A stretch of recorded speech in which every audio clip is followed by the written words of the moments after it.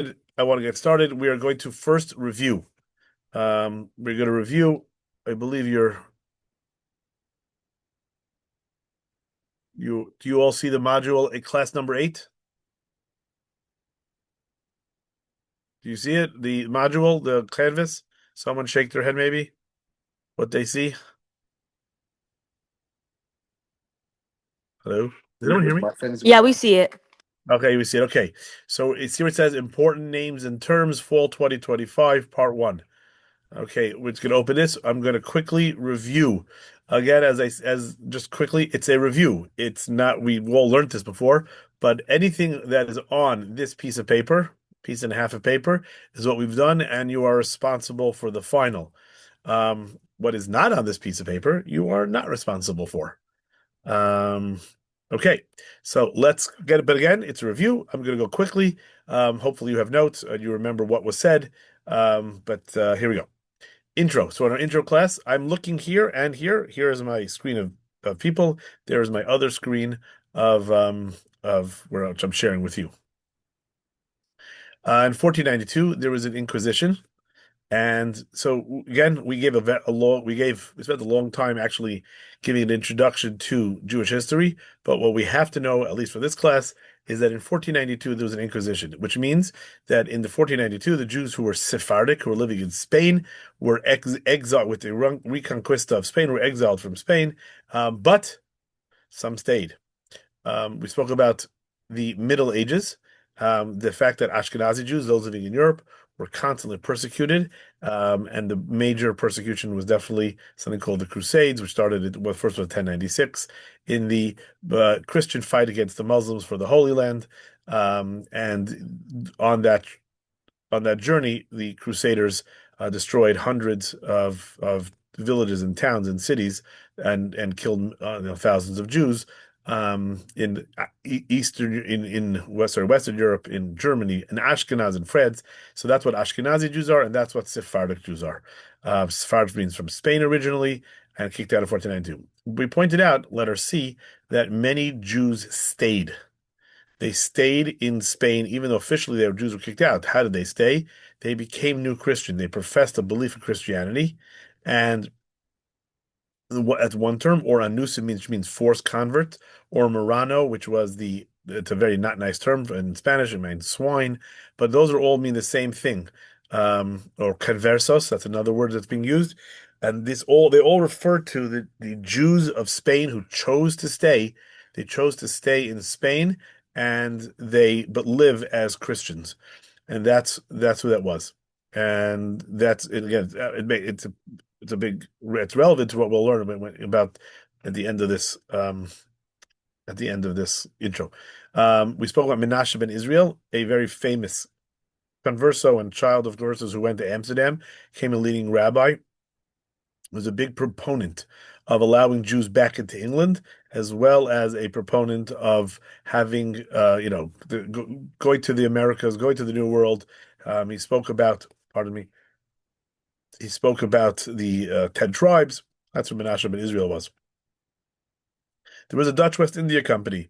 It was a Dutch company that was, colonizing the West India, which is another way of saying America, the Caribbean, and the Dutch West India Company, which had a lot of Jewish shareholders, were all over North America, South America, and there was a place that the Dutch were. There was a Dutch colony, which was Brazil, and one of the main cities was a city called Recife, or Recife, however you want to say it. And that city had a very large Jewish population. It was a very big trading town. And what happened was in 1654, the Portuguese defeated the Dutch and took over Brazil, which is why Brazil today speaks Portuguese. All the Jews had to flee. Many, many Jews fled. Most of them made it back to the Netherlands. However, one boat of Jews, 23 Jews were shipwrecked, pirates, the whole 9 yards, Long story short, they end up in the Dutch colony in New Amsterdam, today known as New York, and that is the beginning of the story of the American Jewish experience. The 23 Jews who were children or descendants of Marranos, who were Sephardim, who were running away from Portugal, who just took over Recife, and now ended up in New Amsterdam. When they got here to Amsterdam, the governor was a guy by the name of Peter Stuyvesant, that's over here. And Mr. Peter Stuyvesant, we spoke about it, we thought it, we read about him, we saw what he said, that he was opposed to letting the Jews stay for a bunch of reasons. We looked at the primary sources. We tried to figure out how to understand that, and what being a bad guy, good guy, or a little bit of both. And that was Peter Stuyvesant was. But the Jews eventually stayed. As we pointed out, the Dutch company had many Jewish shareholders, and for other reasons. And yes, that's what we learned about. Okay. Eventually, there was the first Jewish congregation, first Jewish settlement in the New World was in New Amsterdam, which eventually became New York. And there was a Spanish Portuguese synagogue, otherwise known as She'erit Israel, which still exists till this day. And one of the leaders of the Spanish Portuguese synagogue was a reverend by the name of Gershom Mendes Seixas. We learned about him. We watched it. You had an assignment about him, the videos about him being an American patriot, and that was believing in revolution, believing in freedom, and that's why he's an important rabbi. Also, for a reason we'll see later on. We spoke about the Jewish influence on the founding of the United States. That was particularly seen with when Ben Franklin and Thomas Jefferson, both in their seals for this new country, came up with biblical Exodus type themes. We also spoke about Haim Salomon, the famous German Jewish, I guess, patriot, who was the financier who helped finance the American Revolution by lending money, giving money to the revolution. We mentioned briefly Jonas Phillips. I think I mentioned it briefly. He was the one who wrote a letter about how great the Declaration of Independence was. He was also the one who wrote a letter to George Washington, complaining that in Philadelphia, Pennsylvania, pardon me, in the state of colony or state of Pennsylvania, one had to declare allegiance to Jesus to be and belief in Jesus to have the right to be part of the Congress, part of the state assembly, and or swear about that. And he argued and he pointed out how that was against his freedom of religion. Jonas Phillips had a grandkid we mentioned was Mordecai Manuel Noah. Jumping ahead, he was the one who had the great idea. So he had the great idea of a Jewish colony in Upper New York when the Erie Canal in a place called Ararat, due to his last name being Noah. And he was also the one who was the first Jewish ambassador to the Barbary States, to the pirates again, pointing out that how Christians and Muslims who were constantly fighting the Christians felt that a Jewish person should be the one to be the go-between with the Barbary pirates in Tunisia. We spoke about Thomas Paine. He was the one who wrote a book, Common Sense, one of the most influential books in American history, and how that book took much of its arguments and beliefs and the fact that we should get rid of the king and have a democracy from the Bible, especially from the the book of Samuel, even from the Moses story. We read about Ezra. We learned about Ezra Stiles. He was in Newport. He was a minister, Congregationalist minister. Is also the head of Yale, and he was very into Jewish learning, into reading Hebrew, into the Kabbalah, and he had wrote a diary. Because of his diary, we learned so much about the colonists in that time. One second, let me just admit someone to the class. Okay, so we read it now. Just because he had a diary, just because he was the head of Yale, how does that help us? But it helps us because there was a very important person in Newport in Jewish history by the name of Aaron or Duarte Lopez. Aaron Lopez was himself a converso, born in Portugal. Born Duarte Lopez as a Christian. He obviously, when he came to America, he threw off the fake, because he was a Marrano, a converso, and a Nusim, and he was returned to outwardly practicing Judaism. He became a very, very, very wealthy man, and because of that, many rabbis came to Newport to come ask for donations for their causes, and through that, we now have they met Ezra Stiles, who was a very well-learned Congregationalist minister, and that is how we know so much about the rabbis who came and visited Newport in the colonial period. Newport's also important because two other facts. One is related to our college, but just as an fact, there was that leader at that time was a man by the name of Isaac Turo. And to point out that not every Jewish or rabbi was a patriot. He was actually a loyalist. He stayed loyal to the British crown, and he had to run away after the war to Jamaica. Eventually, he died there, and his son came back to America. Eventually, became a very wealthy, famously wealthy man, and never married, and left all this fortune to wonderful things. And one of them was to rebuild that synagogue in Newport, which is now called the Touro Synagogue. And that is one of the reasons. And now, what happened to the Touro Synagogue? When George Washington was when the Constitution was ratified and George Washington became president, he went on a victory tour, on a tour to visit all the colonies, and one of them was Newport, and they wrote a letter back and forth, and then a famous letter that he responded to Moses Seixas, a cousin of Gershom Seixas. In that letter, he basically promised the that America would be free of bigotry, to give bigotry no sanction. One of the reasons Turo is named after Turo, Turo started too late to get any money from, Turo started in 1970, 1971, a little too late to get any money from Judah Turo's will.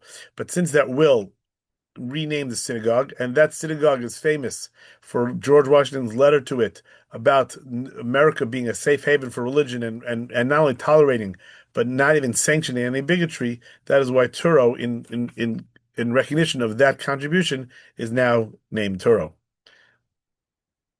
Now we're on to fourth class. We spoke about a little bit about the reforms in Germany from a religious perspective, but also a general world perspective. In the world at large, um, in the world at large, Napoleon had come along, and that's over here. You see, Napoleon had come along in the early 1800s, and he conquered, and he tried to bring liberalization. And part of liberalization to the world, like in America, was um, changing the world and giving Jews rights. And that was a very big, hard thing in Germany. But on one hand, it led to a re-questioning of how to perform Judaism. What should Judaism do within modernity? And the second thing, after Napoleon was defeated, and the Jews had been emancipated, and meaning given freedom in Germany, when Napoleon was defeated and kicked out, Germans wanted to go back. Because don't forget, most of the Germans did not want to give Jews their freedom, or did not want to give Jews the ability pardon me, to to have equal right to be citizens. And there was a very famous riot in 1818. This was called the Hep riots. Hep, we said, was stand for Jerusalem es Perdita. It was a very anti-Semitic, and it was sort of the impetus why, starting in 1820, loads of young men, from 1820 till 1870, between 250 to 400,000 young men and their families came to America. But another reason that Europe, also one of the reasons why it happened, just a random fact, there was the year without a summer in 1816 due to the volcanic explosion in Indonesia in 1815. There was no summer in England, in Europe or America, and that caused famine and drought and not drought, famine and plague and death of all the animals. And another reason that people were upset, that was the hip hop riots, but also another reason why people moved to America. In America, at the same time, there was something called the Second Great Awakening. It was also similar um, reaction to the revolution. Revolution had ideas of enlightenment, liberty, freedom, and sort of anti-religious. So in the 1815s and on, there was a reawakening of religiosity, and to the point where it was that you believed that it was here, felt. A great proof to this is the fact that Mormonism was founded. Mormonism was founded because Joseph Smith, believed that God spoke to him in person in upstate New York, um, at this time period, and that religion still exists till today. So the Second Great Awakening was a very powerful time when many people believed God spoke to them, God was imminent, God was there. And one of the outcomes of the Second Great Awakening was this believe in getting everyone, getting all the people to believe in God, especially if you believe God is right here in upstate New York. So there was a lot of missionizing going on. A lot of Christians, this happened both in England and America. There were a lot of Christians felt it was their duty to try to get um, the Jews to, convert to Christianity. And at that point, all the Jews in America, that means a few thousand Sephardic Jews who were there since colonial times, and the beginning of now the Reform Jews who are coming, and it's not Reform, but the German Jews who are coming, they didn't have education, didn't have a good education, and that we spoke about the next two people. One is Isaac Leeser. He translated the Bible. He wrote a monthly magazine called Occident. He produced a children's book of catechism, meaning of what the Jewish religion teaches the children. And together he was joined with a very famous woman, Rebecca Gratz. She's the one never married because again there was no one to marry. She stayed very true to her Judaism and she took care of the orphans and she tried to educate. And they were a collaboration to make sure that not only the Jews who had been in the country for decades, but also the many immigrants coming in and their children would have a Jewish education and would remain connected to Judaism. We jumped ahead because again, so in 1820 there was this beginning of a mass immigration. 1848 was a little more, and by the time 1860 rolled around or 1859, the beginning of the Civil War, there were hundreds of thousands of, tens of thousands, hundreds of thousands of Germanic Jews in the country. Um, two of now these had congregations. Now the Judaism, like the whole country, was divided over the question over the Civil War. Now, on one hand, till today, there are people who claim, it is clear that some people believe that the main fight was over states' rights and the rights of states and how to deal with it. But of course, it's pretty obvious that the states' rights that we're talking about is the right to own slaves. Even though many people ignored that and only focused on states' rights, but slavery was at the core of the issue. And right before James Buchanan left office after he was a lame duck and Lincoln was elected president, he called for a day of prayer. And on that day of prayer, a rabbi, one of the important famous rabbis named Morris Raffle, who was an Orthodox rabbi in New York, he spoke about slavery. And interestingly, again, he was in the North. He was in New York. New York was not a slave state. He spoke about how slavery was in the Bible and slavery is condoned in the Bible. He did it. He was very clear to point out that the slavery in the South was not like how the Torah envisioned it. First of all, in the South there's racism. The Torah doesn't have racism in it. The Bible doesn't have racism in it. But nevertheless, it came out as a sort of a pro-slavery type of speech and encouraging all sides to compromise. There was a rabbi, a much more Germanic rabbi in Baltimore, Reform rabbi, and he was absolutely not having any of that, even though Baltimore was also technically a northern state, but it was very pro-slavery. And he wrote a whole article and was very angry about Rabbi Raffles' pro-slavery point, and he was anti-slavery, and again, and to the point where the people of Baltimore who were pro-slavery tried to kill him. There was a mob, and they chased him out of town. And that's just how Judaism dealt with the beginning of the Civil War and the slavery issue. Um, the Civil War brought up two very famous incidences of anti-Semitism. One is, which lasted only for a few days, which was Grant's Order Number 11, kicking the Jews out of the territory of Tennessee, which didn't last long, but nevertheless was, the fact that he could do it and call the Jews as a class, meaning all Jews, no matter a band, that was pretty anti-Semitic. At the same time, additionally, the Surgeon General, the army did not permit Jewish chaplains, even though it was obvious to everyone and documented today that there were over 7,000 Jewish soldiers in the Union Army. Nevertheless, they did not allow any minister, any chaplain to be of the Jewish faith, even though one was, and he was let go. And that was the anti-Semitic issues that the Civil War brought up. The Civil War ended with right before in 1865, the Union won, and then Lincoln was killed. So first of all, interesting to note that he was killed again on the Friday night of Passover.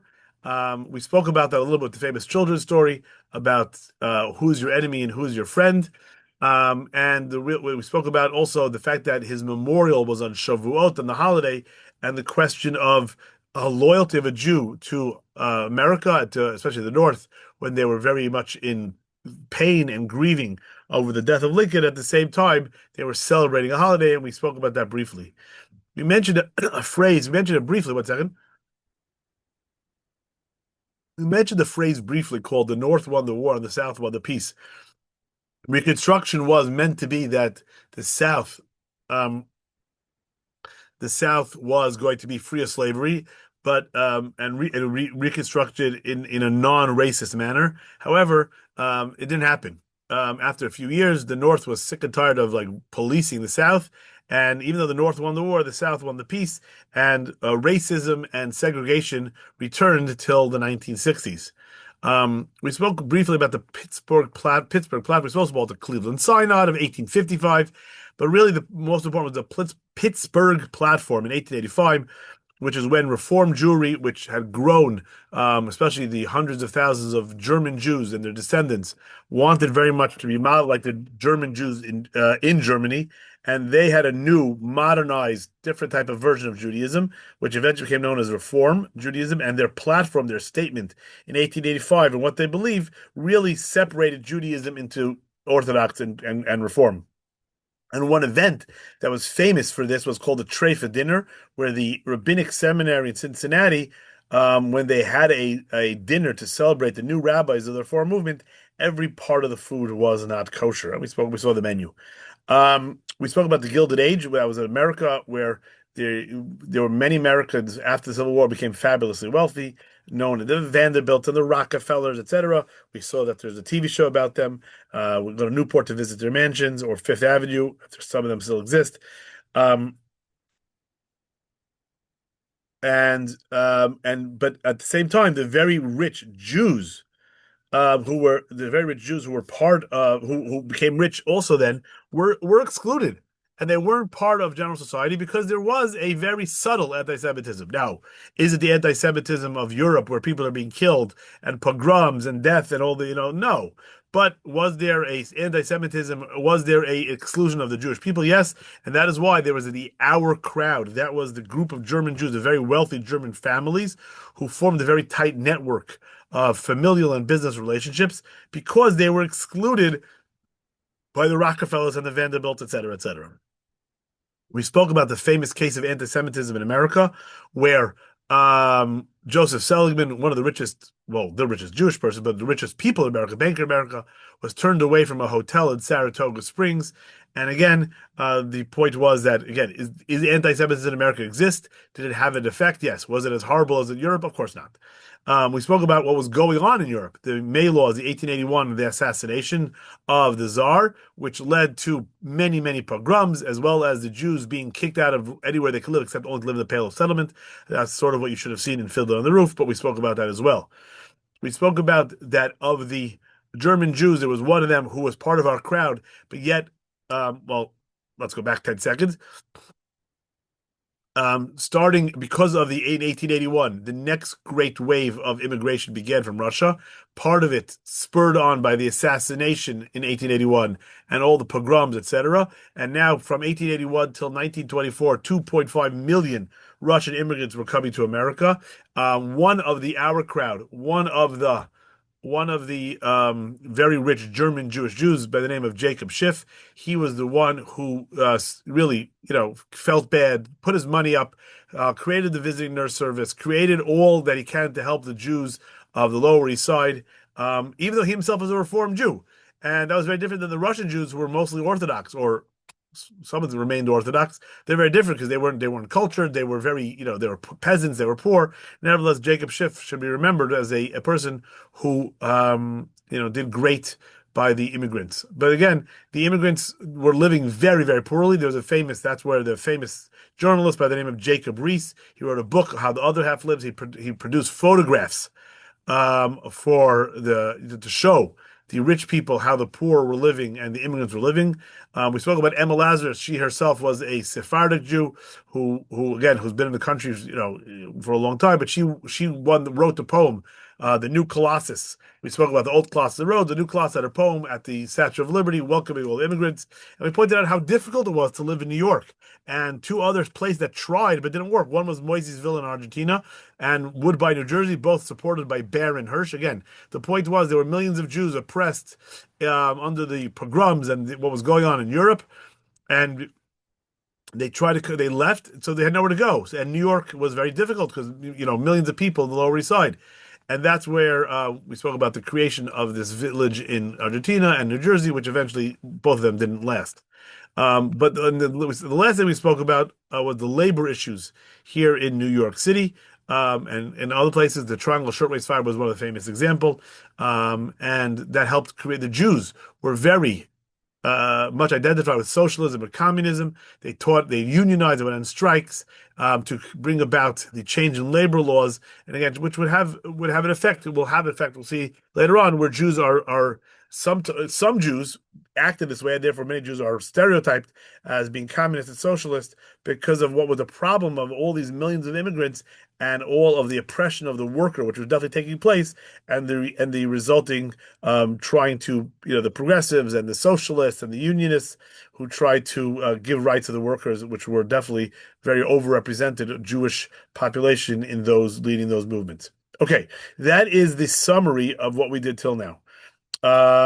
Everything I said, and not only the words I said, but any topic I mentioned, any person I mentioned, you have to know everything we spoke about them in class, not just the review. But if I didn't mention it in the review, you don't have to know it from our class. Any questions?